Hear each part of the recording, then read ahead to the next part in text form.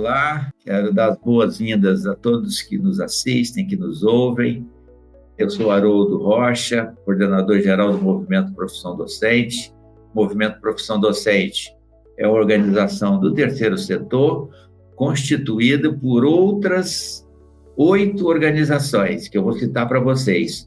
O Instituto Península, o Instituto Unibanco, o Instituto Natura, o Todos pela Educação, a Fundação Lema, a Fundação Itaú Social, a Fundação Telefônica Vivo e a FLUP, Fundação Penido, que é uma fundação voltada para a formação inicial de professores. Então, essas 8 organizações constituíram Profissão Docente para a gente ter um foco na figura do professor da escola pública.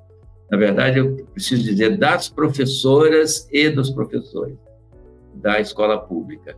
Eu gosto de dizer que nós, no Profissão Docente, pensamos 24 horas em como criar políticas docentes que garantam de melhor forma as boas condições para que as professoras e professores possam cumprir a sua missão e promover o desenvolvimento de competências nas nossas crianças, adolescentes e jovens.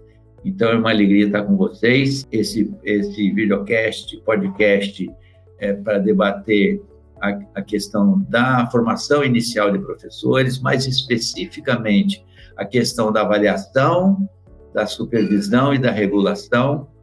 Todos sabem que o ensino superior no Brasil ele tem instituições públicas, federais, estaduais, municipais, tem instituições privadas, filantrópicas, tem instituições privadas com objetivo de lucro. Então, é um complexo grande e a nossa legislação estabelece um papel para o Conselho Nacional de Educação, um papel para o MEC, mais especificamente para a Secretaria de Supervisão e Regulação a séries, um papel para o INEP. Então, é um sistema complexo e o tema da supervisão e da regulação está muito em voga, sobretudo porque nós somos um caso de sucesso no mundo, de uma extraordinária expansão da educação superior, que nos últimos 30 anos, em termos de matrícula, se multiplicou por 5, e nos últimos 30 anos, em termos de quantidade de instituições de ensino superior, se multiplicou por 3. Né? Nós passamos de quase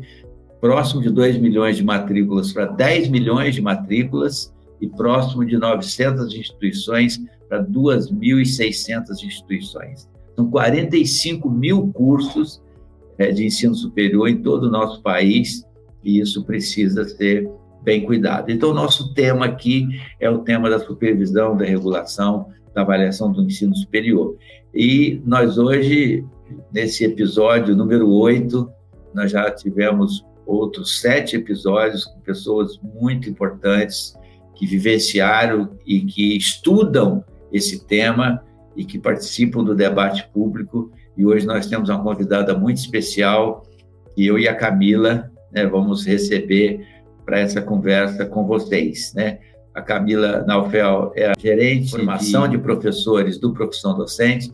Ela vai dividir comigo aqui esse trabalho, junto com a nossa convidada especialíssima, professora, gestora, membro do Conselho Nacional de Educação, Elizabeth Guedes. Muito bem-vinda, Beth, posso chamar assim, Beth Guedes, como você é mais conhecida. Agradeço muito por você ter aceitado, e eu quero aqui, para todos que estão nos assistindo, trazer uma pequena síntese, um mini currículo seu, Beth, que é um currículo bastante grande, mas para todos que estão nos assistindo e nos ouvindo, a Beth é psicóloga de formação.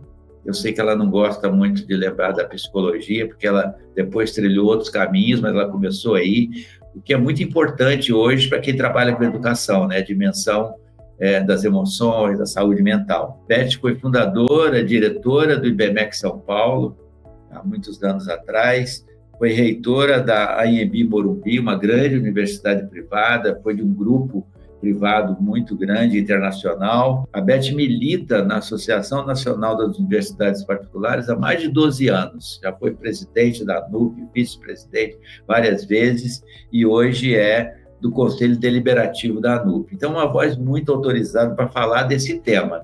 E tem um último detalhe. A Beth, desde 22, é conselheira do Conselho Nacional de Educação, obviamente da área de ensino superior.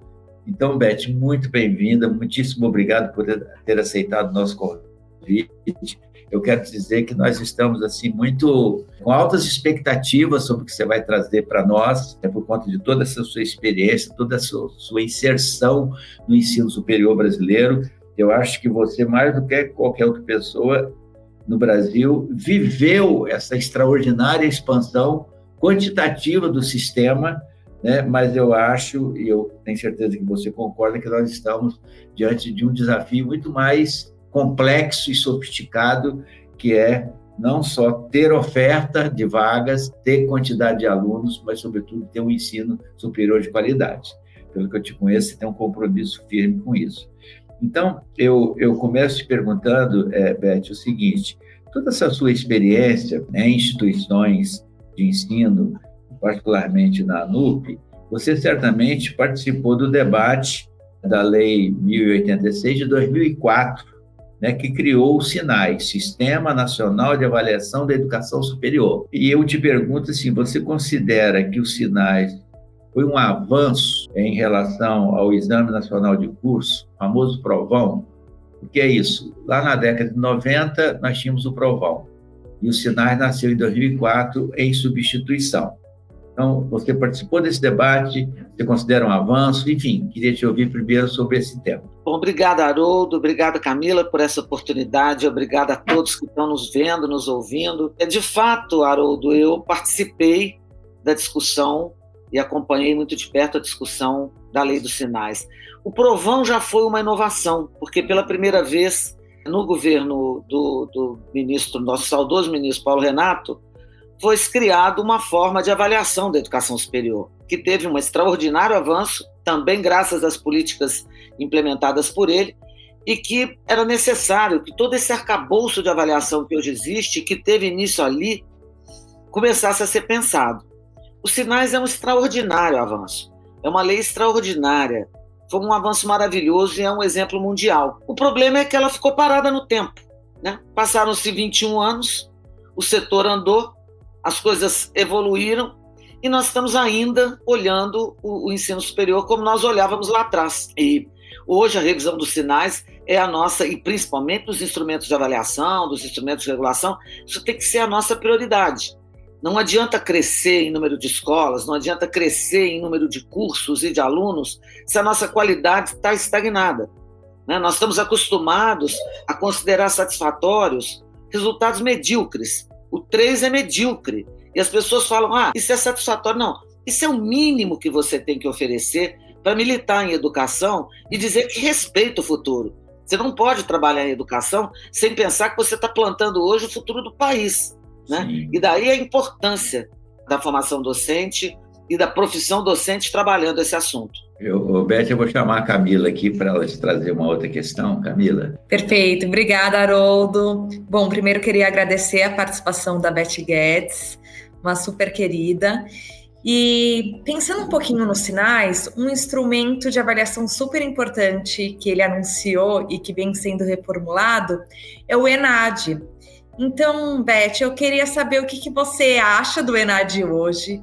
Quais são as expectativas em relação às mudanças do ENAD de licenciaturas e se você acha que todo esse sistema, incluindo o ENAD, vinha sendo implementado de forma adequada e se tinha uma avaliação da educação superior robusta. Como você enxerga que está sendo a avaliação especificamente para licenciaturas atualmente? Obrigada, Camila. Olha, o ENAD já foi um instrumento importante de avaliação. Hoje todos sabemos que o ENAD não mede mais nada, né? Ou mede muito pouco. Não consegue comparar cursos diferentes da mesma escola, não consegue comparar escolas. É tudo muito... Está muito engessado e baseado... Tem uma dificuldade também intransponível, que é a questão de que o ENAD não é um componente curricular, ele não consta do diploma do aluno. Isso torna o descompromisso com o ENAD muito grande. Então, ele tem problemas e acho que o passo que o governo está dando no ENAD das licenciaturas é corajoso, necessário e veio tardiamente, né? Nós temos que agradecer ao ministro Camilo e ao presidente Manuel Palácio esse esforço para fazer o ENAD de licenciatura. Não adianta a gente discutir Fundeb, não adianta a gente discutir nada sobre educação básica se nós não formos ao ensino superior visitar a qualidade dessa formação. E a importância de que a formação do professor seja um pacto da sociedade.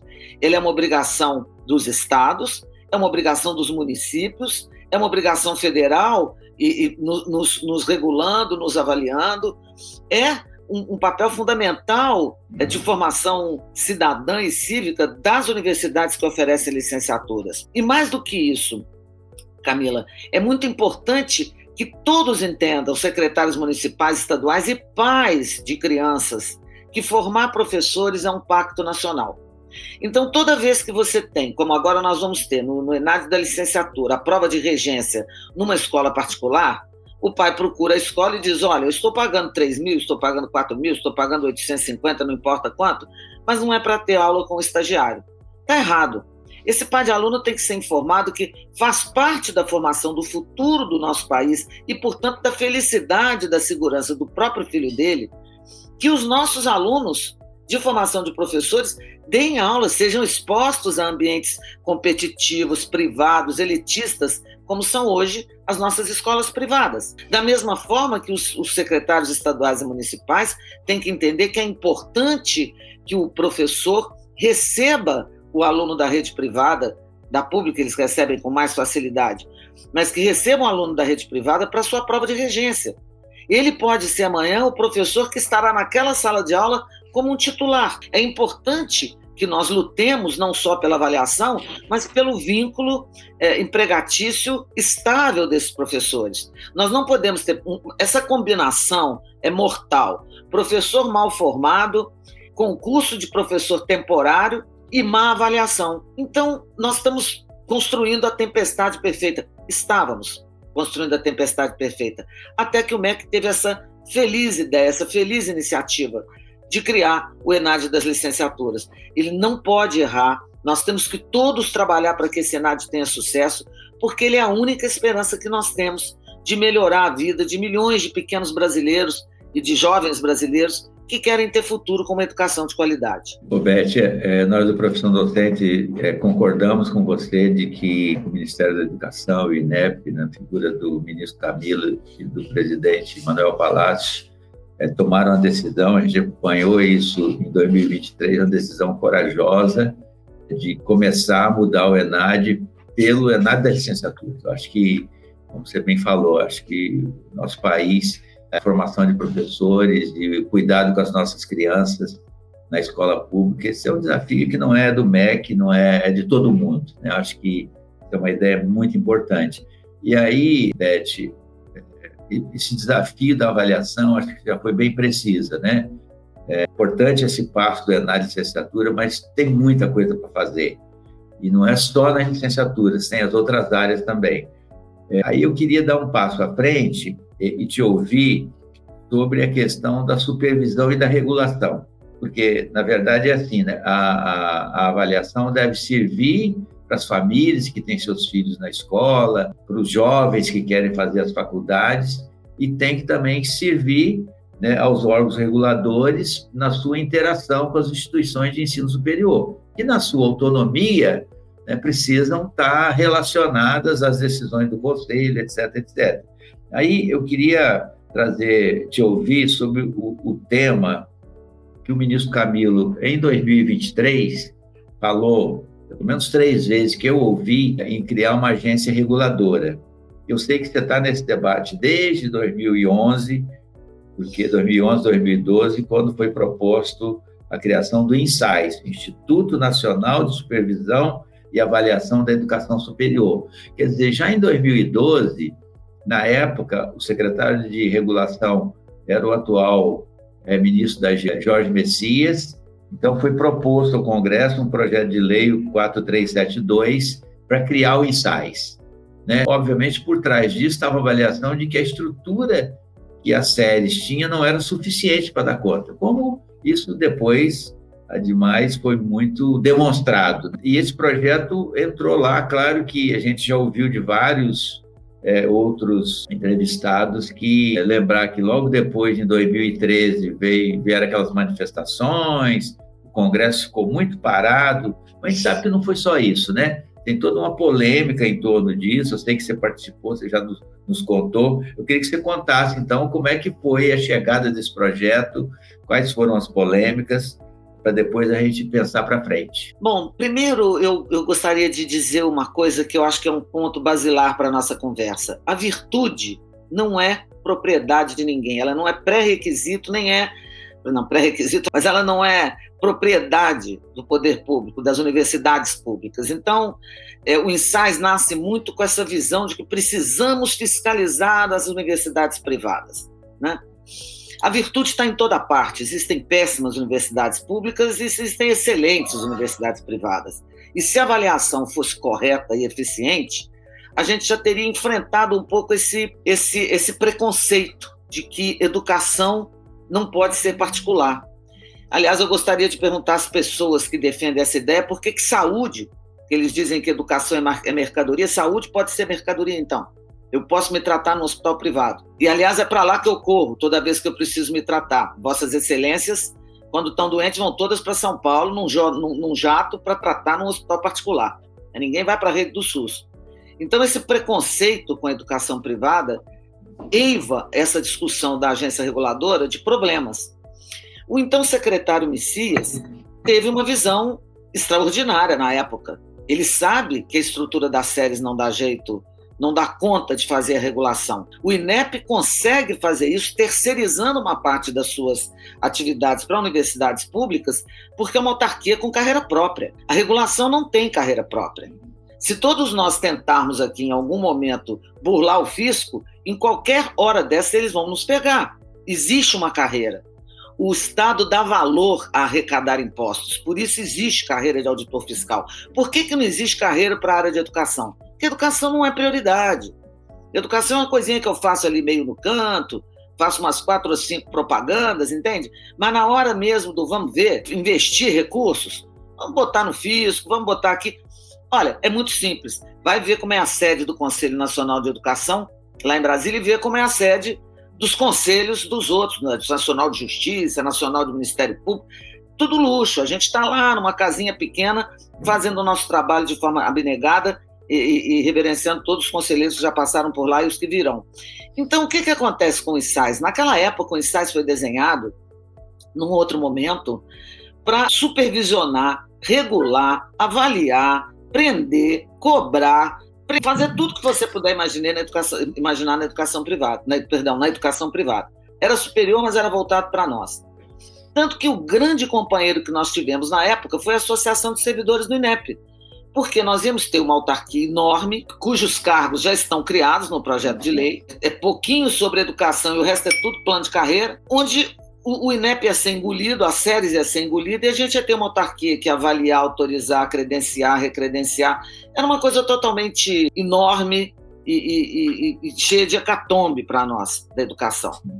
Hoje, o que o ministro está falando, e eu acho que é uma coisa que nós temos conversado com a assessoria parlamentar do MEC, etc., é que se quer criar uma agência, cria uma agência com poderes de regulação. Não uma agência para fazer o que a séries faz. E o que a séries faz, ela faz. Bota lá as séries para fazer uma parte disso e tira das séries o que é regulação de mercado. O que é regulação da educação de verdade, né? Então, hoje, por exemplo, nós temos queixas de dumping que a gente não tem a quem fazer. Eu estou lá com a minha escola, no interior de Minas, toda tranquilona, vem uma empresa que pode ser de qualquer tamanho, monta um polo na minha frente, bota um preço mais barato e eu caio. E isso não estou falando dos privados, não. O Sistema S faz isso também. O Sistema S ganha um dinheirão para fazer dumping na nossa porta. Ele pega o dinheiro da minha folha de pagamento, bota uma faculdade na minha porta, faz dumping, me quebra, depois sobe o preço deles. Então, essas assimetrias, essas desregulamentações num mercado tão importante, tão grande quanto o nosso, faz das séries um exército de Branca Leone. Nós temos ali um pequeno palácio um pequeno castelo, perdão, não é palácio, um pequeno castelo, com bravos soldados, mas cercados por todos os lados de gente que quer um pouco avançar na regulação. Beth, eu vou trazer de volta a Camila. Camila? Perfeito, obrigada, Beth. Acho que já ficou clara a sua posição, né, em relação ao que seria uma agência de regulação superior que tivesse uma autonomia e uma qualidade, mas a gente queria entender também o que você acha dessa agência supervisionar tanto a educação superior privada como a pública e quais os pontos de atenção devem ser levados em consideração. Você já trouxe alguns, mas pensando um pouco nas séries, nas limitações de estruturas que tem hoje, se a gente pudesse abrir a agência reguladora dos sonhos, o que ela deveria conter e quem ela deveria regular? Olha só, primeiro ela tem que regular privados e públicos. Ela vai ser uma agência reguladora da educação, não da educação privada, né? Qual é o ponto de atenção em relação à educação pública? É que quando eu, empresário, invisto numa escola e não ofereço qualidade, cobro, mas não entrego valor à sociedade, e você vem e me fecha, eu gero um prejuízo ali no entorno daquelas famílias todas que estão ali. Vejam o que foi o fechamento da Universidade Gama Filho, que matou um bairro inteiro, transformou aquilo a piscina começou a ser usada por traficantes, quer dizer, foi uma tragédia. Porque quando você fecha uma universidade, e digo universidades tradicionais, como são a maioria das universidades públicas, você encerra um ciclo de ensino, você encerra uma cultura acadêmica que envolve biblioteca, que envolve professores, que envolve concursos públicos, que envolve tudo que aconteceu para aquela universidade acontecer ali. E no caso da pública, como eu estou citando agora, com o adicional de que aqueles são recursos de toda a sociedade que foram investidos ali. Então você não pode chegar simplesmente e dizer fecha, né? Eu acho que as universidades públicas precisam sim ser reguladas, elas fazem literalmente o que querem, seguem. Outro dia eu estava conversando com um reitor de uma universidade pública, eu falei, e as DCNs de odontologia? Beth, eu não aplico essa DCN, eu estou na outra, na anterior ainda. Eles não são fiscalizados. Isso não quer dizer que porque ofereçam qualidade possam fazer o que quiserem, porque nós privados oferecemos qualidades e não podemos fazer o que queremos, né? Agora, quando mudar alguma DCN, a gente tem prazo para implantar, as públicas não têm. Eu não vejo razão para isso, a não ser a qualidade. Ora, se você não é regulamentado, se você não é supervisionado porque você tem qualidade, então, por um critério de isonomia, as privadas com qualidade também não deveriam ser, né? Então, essa é o que eu te disse. Essa coisa de que a virtude é uma prerrogativa dos públicos, isso é uma tolice. Existem universidades públicas nota 2. Agora, é claro que você não pode chegar lá assim, simplesmente trancar, porque ali tem recursos da sociedade. Mas também as universidades privadas não podem simplesmente ser trancadas porque são privadas, né? Então, eu tenho certeza de que essa nova agência reguladora deverá trazer consigo o fortalecimento das séries. As séries não podem acabar, ela tem que ser reforçada, ela tem que ter funcionários de carreira. Criar uma agência reguladora e deixar as séries naquela situação, você vai lá, a carreira do setor de educação, eles chamam de carreirão, toda vez que eu posso eu digo isso. Isso é uma vergonha. Um país que diz que gosta de educação e mantém uma coisa chamada carreirão, não tem a menor consideração, nem o menor interesse em melhorar a vida das pessoas.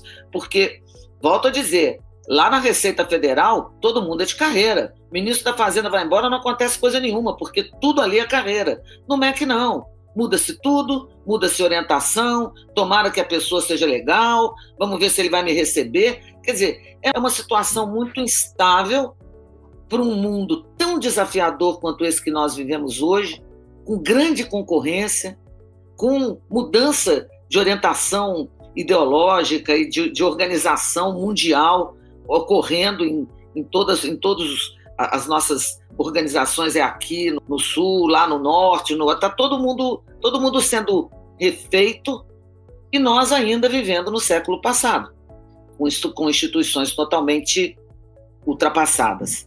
E para terminar essa pergunta, Camila, eu acho que ela é uma pergunta muito importante porque é a combinação entre a grande avaliação, a boa avaliação, aquela que bota luz no futuro, que ilumina os passos da escola que precisa melhorar a sua qualidade acadêmica, com uma regulação justa, isonômica, que leve em consideração as diferenças do Brasil. Eu não posso querer, como eu estava discutindo há pouco tempo com a secretária de regulação, que a mesma normatização de AD aconteça no Brasil inteiro. Você entende? Você vai em vazios de densidade populacional no interior do Brasil, ali você tem que chegar de outra maneira. Você tem que ter outras formas de entregar a educação. Eu tenho que chegar com a educação em todos os locais, com qualidade acadêmica e garantindo o direito de estudar de todo mundo. E, de novo, se nós não tivermos a séries atuante, valorizada, justa e principalmente blindada, nós não vamos conseguir que a avaliação ilumine nada, porque ela vai ficar sozinha. Nossa, Beth, ótimo. Acho que é muito claras as suas visões e muito indicando para frente. Assim, nós estamos chegando ao final. Eu queria ainda te pedir, porque você já deu toda a sua visão, e você resumisse em 2 minutos, o que o Brasil precisa fazer daqui para frente para garantir que, progressivamente, o ensino superior brasileiro vá melhorando a qualidade. Porque se trata disso, né? Não tem mágica, é muito trabalho e tempo de construção. Então, o que eu te proponho para a gente concluir é que, em 2 minutos, você diga assim, as 3 principais coisas que você acha que o Brasil deve fazer nesse campo, né, do ensino superior, para que progressivamente a gente possa buscar cada vez uma qualidade maior para todo o ensino superior brasileiro e especialmente na licenciatura. Bom, obrigada pela pergunta fácil. 3 coisas é muito simples de pensar. Eu vou começar pela mais importante, formação inicial e continuada de professores. Sem isso, essa massa de alunos que chega hoje, principalmente na educação privada, quando chega, porque a gente sabe que tem os nenéns lá, mas quando ele já chega desesperançado, com lacunas de conhecimento enormes, com privação cultural, sujeito à violência que a ignorância traz para a vida de cada um. Estudar é libertador. Estudar é uma coisa que te liberta intelectualmente, que faz a vida ter muitos significados e muitas possibilidades. Então, primeira coisa, formação inicial e continuada de professores. Sem isso, não adianta discutir educação superior, porque nós temos que começar embaixo, na educação infantil, é na creche, é antes da creche, é na primeira infância. Enquanto nós não tivermos essa visão de que não adianta eu pegar o recorte no final e tentar fazer milagre, nós não vamos longe. A segunda coisa que eu acho é a valorização desse professor que nós formamos. E não adianta só fazer valorização com cartaz na rua, entende? A sociedade tem que se unir e obrigar que isso ocorra. Isso é, inclusive, um papel que a profissão docente faz muito. Mas valorizar esse professor que já está sendo bem formado é a segunda coisa mais importante. E a terceira coisa importante é que, porque tudo isso vai desaguar no ensino superior, e eu acredito, a máquina privada é uma máquina de ensinar. Entende? Nós, universidades privadas, nós pegamos alunos desalentados, tristes, desesperançados, e falo universidades e quero aqui exaltar as pequenas faculdades do interior do Brasil, que sobrevivem com muita dificuldade, os nossos centros universitários, bravos centros universitários. Então, nós recebemos alunos tristes, com lacunas de conhecimento enorme, e nós, o ProUni é uma prova concreta disso, nós pegamos esse aluno e em 4 anos a gente diminui toda aquela distância que o ensino particular trouxe para o aluno das universidades públicas, o aluno branco que estuda de manhã e entrou para o vestibular, ou entrou para um ENAD acima de 600, 700 pontos, em 4, 5 anos a gente elimina essa dificuldade, e esse aluno do ProUni, que entrou ali, muitas vezes com um Enem baixo, e ainda porque é de renda baixa, e ele tem um ENAD equivalente ao superior. Então, eu acredito que essa onda que é virtuosa de formar bons professores e ter uma escola de educação básica, pública, de qualidade, traz a virtude para a educação superior. E o último ponto é o governo se interessar de verdade por educação. Não ser só um lema para botar num papel.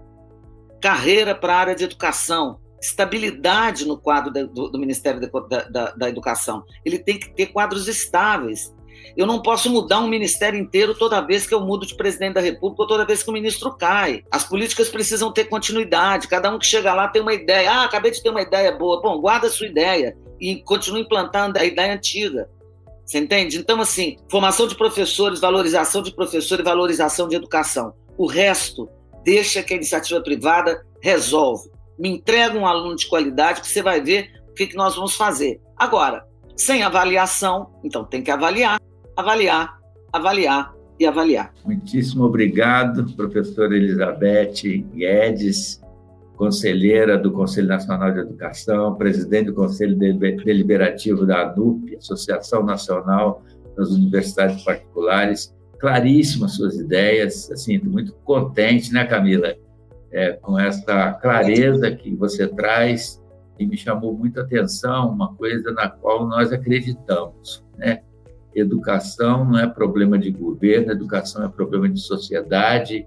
Temos que afastar os preconceitos com o privado. O que vai dar certo é uma boa relação, uma relação virtuosa do público com o privado, porque a educação tem uma aba pública e tem uma aba privada. Então, acho que é uma ideia muito potente para a gente evoluir e conseguir chegar à qualidade. Então, te agradeço muito pelo seu tempo, por todas as contribuições.